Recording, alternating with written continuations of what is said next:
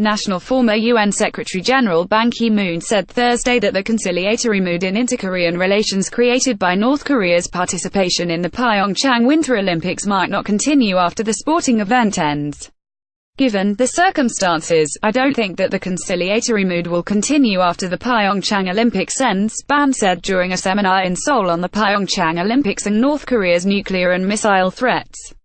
Looking back at the past, the North has frequently made provocative remarks or behavior after major events. We gave a warm welcome to the North's participation in the Olympics, but in response, North Korea is set to hold a military parade to mark the founding of its armed forces, he said. Pyongyang moved the celebration of the founding of the Korean People's Army, originally scheduled in April, to February 8, which is a day before the opening ceremony of the Olympics in the South. But he stressed the need for continued talks with North Korea. Pyongyang's participation in the Olympics opened a very tiny window for dialogue, Ban said. Seoul should expand the window to open actual, meaningful talks. Without talks to follow the Olympics, the crisis of last year on the Korean Peninsula could be repeated. Former UN Secretary-General Ban Ki-moon's remarks come as the government tries to use the momentum generated by Pyongyang's participation in the Winter Games to bring together the reclusive regime and the US for talks on denuclearization. North Korea agreed to participate in the Winter Games to be held in the South from Feb 9 to 25, which many see as a sign of a thaw on the peninsula after years of tensions over the North's nuclear and missile programs.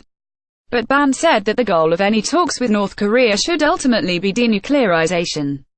The freeze of the North's nuclear and missile programs could be a part of the denuclearization process, but it cannot be the goal itself, he said.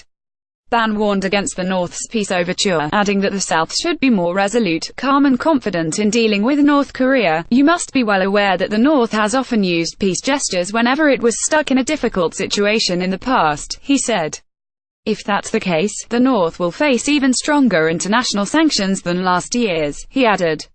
While welcoming the two Koreas' decision to form a joint women's ice hockey team and march together under the Korea unification flag, he cautioned that there is a possibility that the North could excessively take advantage of the Olympics. Critics have said that the North's peace overture is aimed at using the Olympics to weaken international sanctions against Pyongyang in the face of economic difficulties and buy time to perfect its nuclear and missile programs. Stressing the need to firmly maintain the South Korea-US alliance, Ban said that Seoul should continue to join the US-led maximum pressure campaign against the North. South Korea needs to be ready to exert pressure on North Korea so that it is made to think that there's no way out other than returning to dialogue, he said. Ban also said that US President Donald Trump's strong rhetoric could be necessary to counter North Korea's open threats against the international community and deter the reclusive regime from making miscalculations. Laetitia.ock@heraldcorp.com